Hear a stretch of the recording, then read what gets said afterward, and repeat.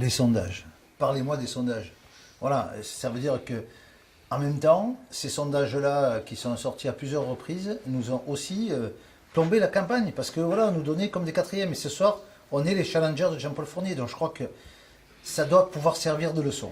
Et ce soir, même s'il y a un écart qui est important, on est les challengers de Jean-Paul Fournier. Il faut savoir quand même qu'un Nîmois sur trois, tout à peine, s'est déplacé.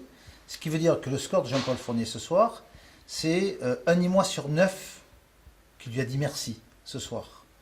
Quand on regarde par rapport au maire sortant sur les autres villes, Jean-Paul Fournier ne réalise pas un beau score, bien au contraire.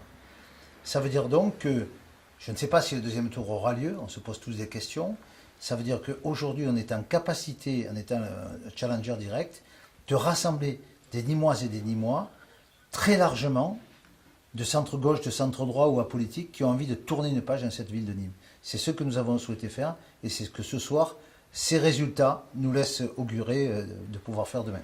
En attendant de savoir si le second tour a lieu, avec qui négocier entre les deux tours? Écoutez, ce soir il est un peu tard, on va voir demain matin, mais moi s'il y a des hommes et des femmes avec des compétences de centre-gauche, de centre-droit qui ont envie de s'unir pour permettre à cette ville d'avoir un autre dynamisme, de pouvoir espérer les décennies à venir avec d'autres espérances que ce que nous avons aujourd'hui, eh bien, je serai de cette équipe-là. Le second tour est aléatoire. Est-ce que du coup, il fallait organiser le premier?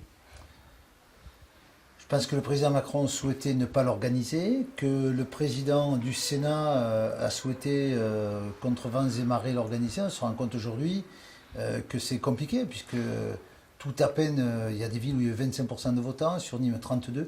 Ça ne représente pas aujourd'hui la réalité des choses, on en est bien conscient.